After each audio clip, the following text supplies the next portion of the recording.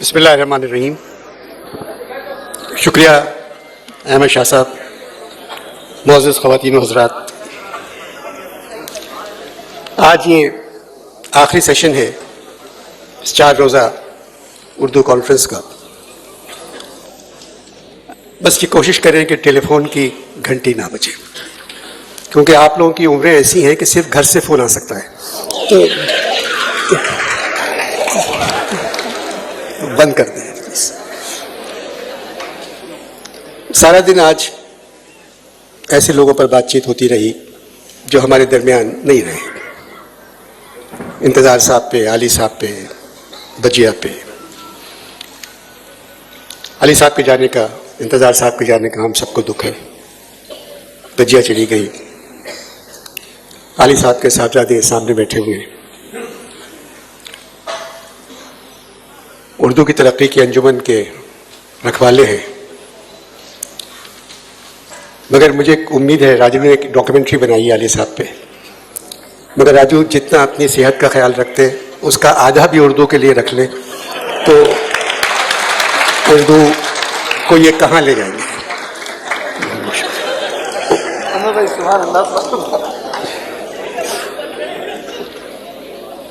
Art council के दावतनामे में लिखा हुआ है, आपसे दरख्वास्त है कि हमेशा की तरह इस कॉन्फ्रेंस में ज़रूर अपने बच्चों के हमरा शरीक हो। बच्चों के लिए इस कॉन्फ्रेंस में फ़िक्शन के बदलते कालिब, सियासी तग़य्युरात, मासर अफसाने के रुझानात, रिवायत और नया शायरी मंजरनामा,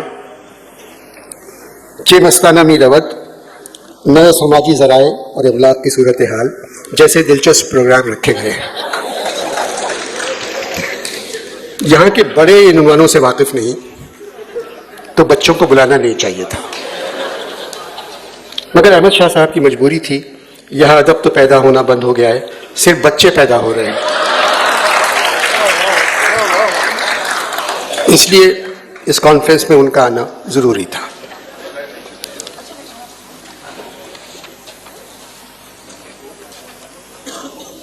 नौ साल से अहमद शाह साहब का खुतबा इस्तक़बाली आप लोग सुनते चले आए हैं और हर साल ये समझते हैं कि ये आखिरी खुतबा होगा।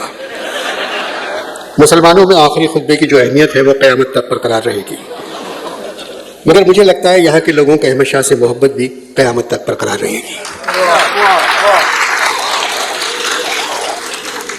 मगर इस कॉन्फ्रेंस को अब बदलना चाहिए,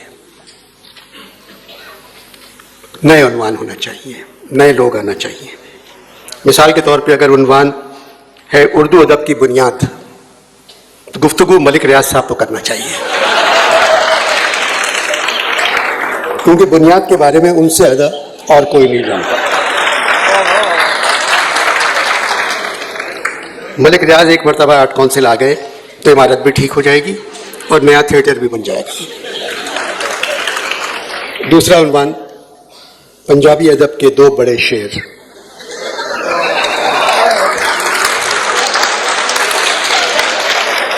शहबाज शरीफ, नवाज शरीफ।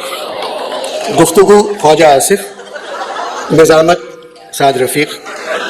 मैं कसम खाता हूँ ये हॉल तालियों से गूंजता रहेगा। अगली दफ़ा उन किताबों पर बात की जाए जिनकी रूनुमाई करने से आर्ट काउंसिल ने इनकार कर दिया। एक और उन्वान अदबी फ़र्क, आसिफ फ़र्रुखी और आसिफ जरदारी। इफ्तिताही कलमात अहमद शाह, गुफ्तगू मुराद अली शाह, निज़ामत कायम अली शाह। तो ये एक अदबी कॉन्फ्रेंस में मैं चेंज लाने की बात कर रहा हूँ कि हर साल ऐसे ही होता है, अब ज़रा बदले इसको। अब नवी आलमी कॉन्फ्रेंस का पहला दिन, पहला प्रोग्राम, फैज़ और अमन आलम। ये उन्वान मेरी समझ में नहीं आया, इस उन्वान पर कोई क्या बात कर सकता है। फिर भी ये फैज़ मेले के उन्वान से कहीं बेहतर था। फैज़ मेले में लोगों को बोलना था, उन्वान था मेरी ज़ात ज़र्रे बेनिशां। फैज़ साहब की शख्सियत हमारे लिए हिमालय से बड़ी है और टॉपिक दिया गया है फैज़ साहब पर मेरी ज़ात ज़र्रे बेनिशां। पता नहीं लोगों ने क्या कहा होगा। यहाँ जो फैज़ साहब, फैज़ और अमन आलम जो है, मेरे ख्याल में आर्ट काउंसिल से आलम के बाद कोई लफ्ज़ छूट गया है। होना चाहिए था फैज और अम्न आलम लोहार या फैज और अम्न आलम चन्ना। अगर मौजू होता तो काफी कुछ बोला जा सकता था। पाकिस्तान टेलीविजन लाहौर ने मलका पुखराज को एक प्रोग्राम में बुलवाया जिसका नाम था एक शाम मलका पुखराज के नाम। इस प्रोग्राम का मेजबान मैं था। उसी दिन दोपहर में मैडम नूरजहां से मिलने गया। कहने लगी शाम में क्या कर रहे हो? मैंने बताया एक शाम मलका पुखराज के नाम। फिर मैडम ने कहा तेनू लाहौर में शाम गुजारने के वास्ते और कोई नहीं मिला?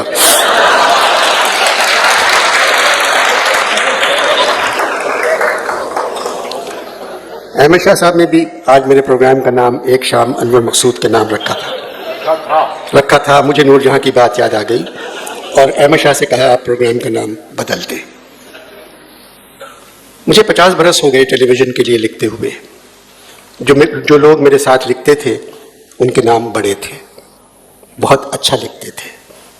सबसे अच्छी बात जो उनकी थी वो सब जबान संभाल कर लिखते थे और जो भी मुआवजा मिलता था जबान से उफ न करते थे। आमिरों के ज़माने में ज़बान आजिज़ होने के बावजूद कुछ न कुछ लिखते रहते थे। ज़बान कलम हो जाती थी, उसी कलम को लिखने के लिए इस्तेमाल करते थे। क्योंकि लिखने वाले जानते थे ज़बान के आगे कोई खंदक नहीं, यानी कोई किसी की ज़बान बंद नहीं कर सकता।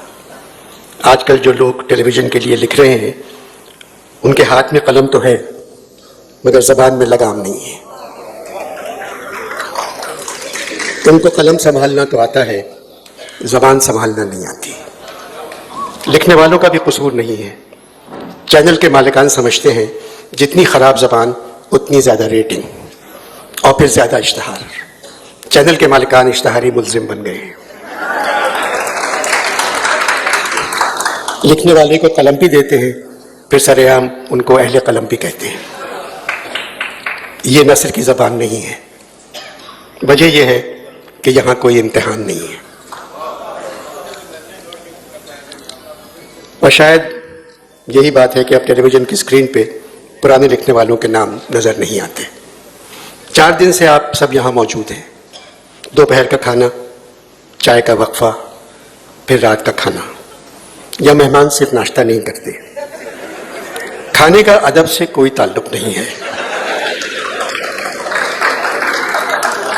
मगर लोगों को खाने का अदब आना चाहिए।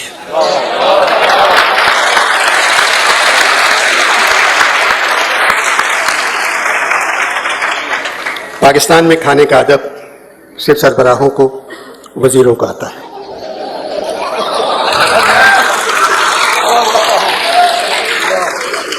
वो खामोशी से खाते हैं। क्या खाया ये लोगों को अखबारों के जरिए मालूम होता है। अगर अहमद शाह साहब खाने और चाय की कीमत लेने लगे तो आलमी उर्दू कॉन्फ्रेंस से खाने की मेज़ की तरफ बढ़ने का जज्बा ख़त्म हो जाएगा। मैं शाह साहब से कहना चाहता हूँ जो खला हमारे अदीब, शायर, तनकीद निगार अदब में पैदा कर गए हैं वो बिरयानी से पुर नहीं हो सकता। फैज़ और अम्न आलम के दौरान बिरयानी की देख के ढक्कन की आवाज़ ने अम्न आलम में तशद्दुद पैदा कर दिया। मेरे समाजी ज़राए और अबलाग की सूरत हाल को गरम गरम समोसों की खुशबू ने बदल डाला। गालिब से इकबाल तक नुमानुल हक के लेक्चर के दौरान एक साहब पकौड़ों की खुशबू सूंघकर जे मस्ताना मीरवत कह के उठ गए। पुलाव का भपका नई दुनिया और नए अदबी तकाज़ों में शामिल हो गया। अदबी महफिलों में ऐसा होता चला आया है और ऐसा ही होता रहेगा। अगर ऐसा ना हो तो सिर्फ पीरज़ादा सलमान आपको एक कुर्सी पर बैठे नजर आएंगे। 9 साल से आप लोग आलमी उर्दू कॉन्फ्रेंस में अदीबों और शायरों की गुफ्तगू सुनने आ जाते हैं। मैं अहमद शाह साहब की जगह होता तो आलमी का लफ्ज़ हटा देता, सिर्फ उर्दू कॉन्फ्रेंस लिखता। धोती प्रसाद ने भारत के अदीबों को तो मना कर दिया। आपने सिर्फ वीडियो लिंक देखा उनका। अब रह गए सिर्फ हमारे अपने अदीब और शायर। बकौल मीर मशहूर हैं आलम में तो क्या हैं भी कहीं हम। 9 वर्षों में अहमद शाह नहीं बदले। उनकी अदब और आर्ट से मोहब्बत नहीं बदली, उनका खलूस नहीं बदला।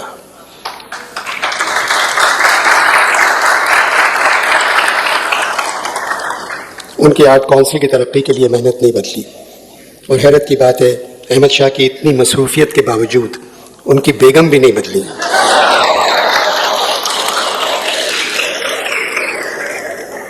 अहमद शाह साहब की बेगम को मैं गुल कहता हूँ। गुल बहुत अच्छी खातून है। मैंने एक दिन गुल से पूछा, गुल अहमद शाह क्या क्या करते हैं, आपको कुछ अंदाज़ा है?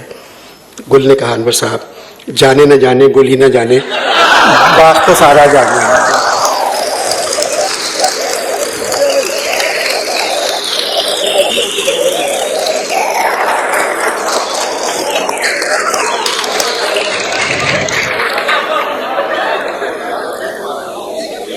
मैं बदलने की बात कर रहा था जी, तशरीफ रखती है तो साथ में। मैं बदलने की बात कर रहा था। आर्ट्स काउंसिल कराची नहीं बदली, कराची नहीं बदला, यूं समझ लें पाकिस्तान नहीं बदला, सिर्फ लाहौर बदल गया और आर्मी के चीफ बदल गए। राहील शरीफ की जगह कमर जावेद बाजवा आ गए। कमर साहब के लिए तो बहुत पहले अल्लामा इकबाल कह गए थे, डरते डरते दमे सहर से तारे कहने लगे कमर से। सरबराह के कंधों पे तारे लगे रहते हैं। डरते डरते दमे सहर से तारे कहने लगे कमर से, नजारे रहे वही फलक पर, हम थक भी गए चमक चमक कर। नजारे रहे वही फलक पर, हम थक भी गए चमक चमक कर। होगा कभी खत्म ये सफर क्या, मंजिल कभी आएगी नजर क्या। अब लाहौर की बात कर लें। पहले जैसा लाहौर नहीं रहा। मुझे तो सजाएं मिलती रहेंगी और हसरत साहब अफसोस करते रहेंगे, लेकिन ये कितने अफसोस की बात है कि हम दोनों इस मुल्क में रहते हैं जो पहले हिंदुस्तान था और अब पाकिस्तान। नाकर्दा गुनाहों की सजा भुगत रहे हैं और तादा में आखिर भुगतते रहेंगे। हमारे अपने आदमी दमे तहरीर मौजूद होते हैं, मगर उन फरिश्तों का क्या कहिए जिनके कहने पे हम पकड़े जाते हैं। सादत हसन मंटो का लाहौर भी नहीं रहा। शहर लाहौर तेरी रौनकें दायम कायम, तेरी गलियों की हवा खींच के लाई मुझको। नासिर काज़मी का लाहौर भी नहीं रहा। घटा देखकर खुश हुई लड़कियां, छतों पर खिले फूल बरसात के। मुनीर न्याजी का लाहौर भी बदल गया। सर्दियों की एक यकबस्ता और तवील रात की बात है। मैं अपने बिस्तर में सर ढांपे गहरी नींद सो रहा था। किसी ने मुझे झिझोड़ कर जगाया। कौन है, मैंने चीख कर पूछा। घुपधरे से आवाज आई, थाने वालों ने राना को गिरफ्तार कर लिया। गडरिया इतना खूबसूरत अफसाना लिखने वाले अशफाक अहमद का लाहौर भी बदल गया। फैज साहब, मीरा जी, राशिद, सूफी साहब का लाहौर नजर नहीं आता। कासमी साहब, किशवर और कामरान का लाहौर कहाँ है? उस्ताद दामन का लाहौर किधर चला गया? इंतजार हुसैन, ये रहमान, मसूद अशर का लाहौर नहीं रहा। नूरजहां का लाहौर ख़त्म हो गया। शाकिर अली तो अपने ज़माने में भी लाहौर को ढूंढते रहते थे। और तो और पतरस बुखारी का लाहौर भी कहीं चला गया। सिर्फ अताउल्लाह कासमी कहते हैं यार लाहौर लाहौर है, कैसे बदल सकता है। मगर अकेले में मुझसे कहने लगे, बहुत सी बातें अनवर मजबूरन कहना पड़ती हैं, लाहौर बदल गया है। पतरस बुखारी की तहरीरें पढ़कर मुझे मिज़ाह लिखने का शौक़ हुआ। 80 बरस पहले पतरस ने लिखा था, आने वाले सालों में लाहौर एक सूबा बन जाएगा जिसका दारुल खिलाफा पंजाब होगा। आज ये बात सच साबित हो गई। लाहौर एक सूबा बन गया। पंजाब के सरबराह दूसरे शहरों, गांवों और कस्बे में रहने वालों से ज़्यादा तुर्कियों से मोहब्बत करते हैं। और खादिम आला को जब किसी बात की समझ नहीं आती तो वो ज़बान यारमन तुर्की वबन तुर्की नबी दानम कह देते हैं। टांगों की जगह तुर्की की मेट्रो बस ने ले ली। कीनू और माल्टे के ठेले गायब हो गए, उनकी जगह ऑरेंज ट्रेन आ रही है।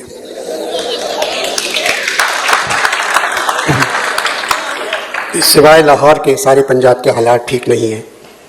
लाहौर के करीब शेखुपुरा है जिसे सब अमरूदों का शहर कहते हैं, मगर शेखुपुरा वाले अब लाहौर को नमरूदों का शहर कहते हैं।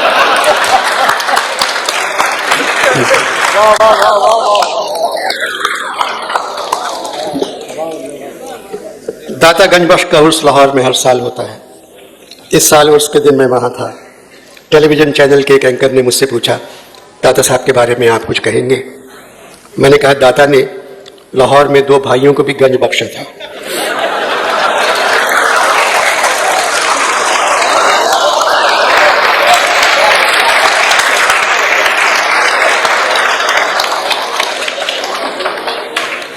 दाता ने लाहौर में 2 भाइयों को भी गंज बख्शा था, मगर उन्होंने बाल लगवा लिए और बाल लगवाने के बाद वो दाता से अनदाता बन गए।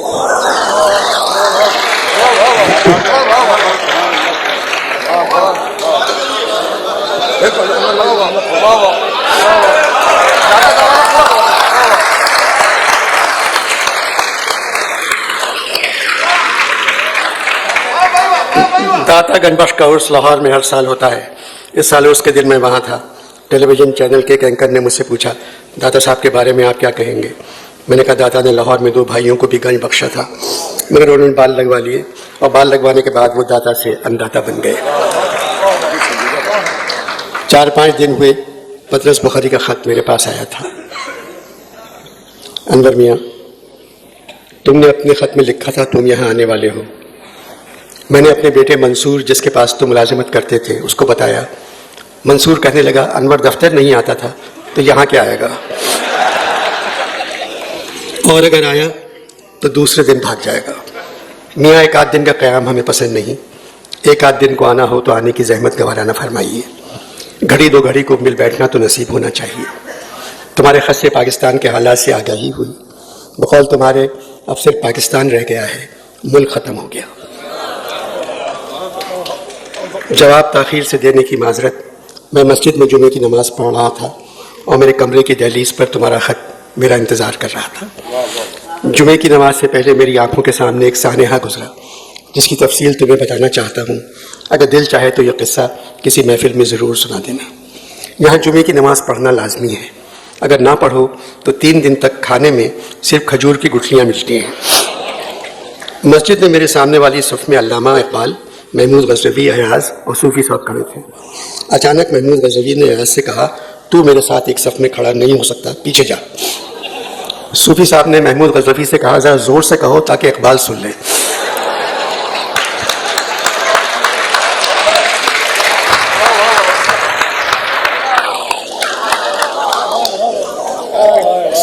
सूफ़ी साहब ने महमूद गज़नवी से कहा, ज़रा ज़ोर से कहो ताकि इकबाल सुन ले।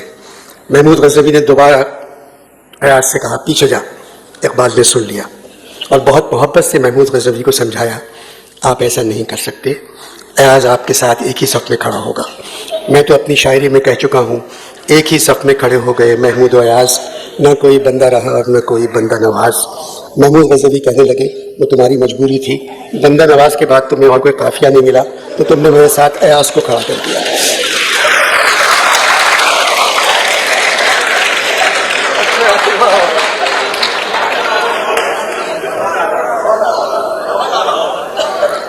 महमूद गज़नवी कहने लगा, तुम्हारी मजबूरी थी, बंदा नवाज के बाद तुम्हें और कोई काफिया नहीं मिला तो तुमने मेरे साथ अयाज़ को खड़ा कर दिया। अनवर मियाँ, ये सुनकर इकबाल ने जो पंजाबी बोली,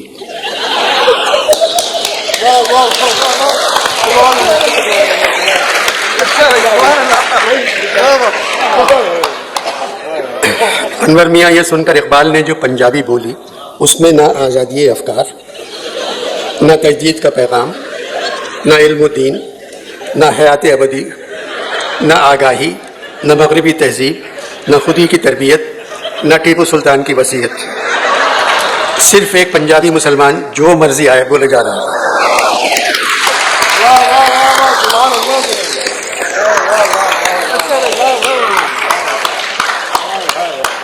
इकबाल ने अयाज़ का हाथ पकड़ा और दूसरी मस्जिद में चले गए। इकबाल के जाने के बाद महमूद गज़नवी ने सूफ़ी साहब से पूछा, इकबाल क्या कहकर चला गया? सूफ़ी साहब ने कहा, अक्सर पंजाब के दहकान लूट मार करने वालों से इसी अंदाज में गुफ्तगू करते हैं। सूफ़ी साहब को छोड़कर महमूद गज़नवी अगली सफ़ में चला गया और मैं सूफ़ी साहब के साथ खड़ा हो गया। हम दोनों हाथ बांध कर भी अपनी हंसी रोकते रहे। नमाज के बाद मैं और सूफ़ी साहब मस्जिद की सीढ़ियों पर बैठ गए और इकबाल पर बात करते रहे। सूफ़ी साहब कहने लगे, मैं तो इकबाल का मुरीद नहीं, मुलाजिम हूँ। कितना बड़ा शायर और सिर्फ दर्दमंद, मेरी तमाम सरगुज़िश्त खोए हुओं की जुस्तजू। पता साहब, मैं तो दिन में 3-4 मरतबा कोशिश नातमाम पढ़ता हूँ। ये सुनकर मैंने कहा, सूफी साहब, आप यहाँ भी मैडम नूर जहाँ के पास हर शाम बैठे रहते हैं, इसी वजह से कोशिश नातमाम पढ़ते हुए।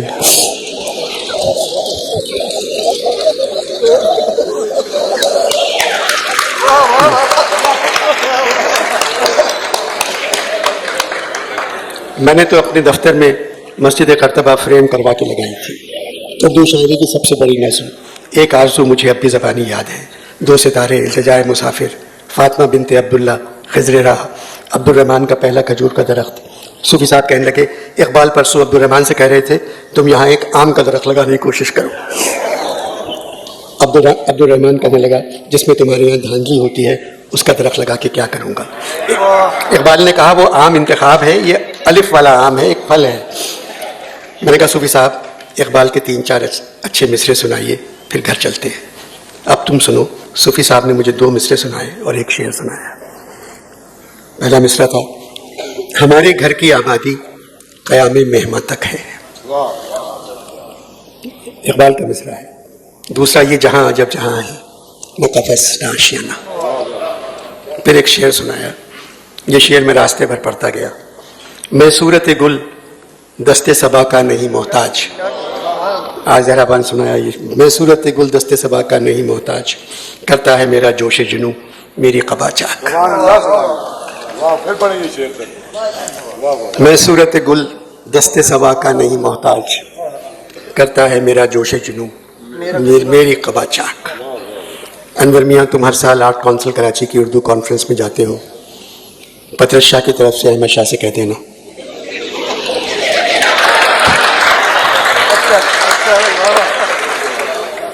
पत्रस शाह की तरफ से अहमद शाह से कह देना, जिस तरह लाहौर में फैज़ मेला मनाया जाता है, अगले साल आर्ट काउंसिल कराची की उर्दू कॉन्फ्रेंस का नाम इकबाल मेला रखते हैं।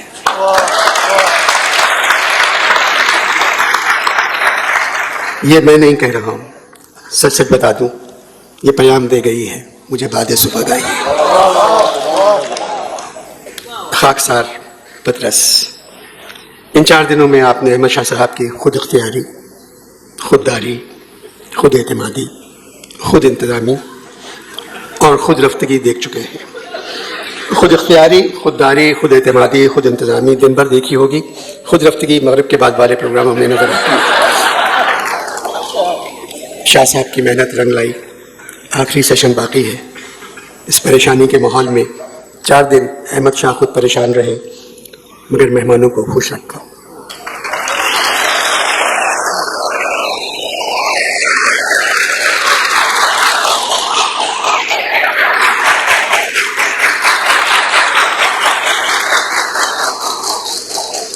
चार दिन अहमद शाह खुद परेशान रहे, मगर मेहमानों को खुश रखा। उनको क्या इल्म कि किश्ती पे मेरी क्या गुजरी, दोस्त जो साथ मेरे तालब साहिल आए। बहुत बहुत शुक्रिया।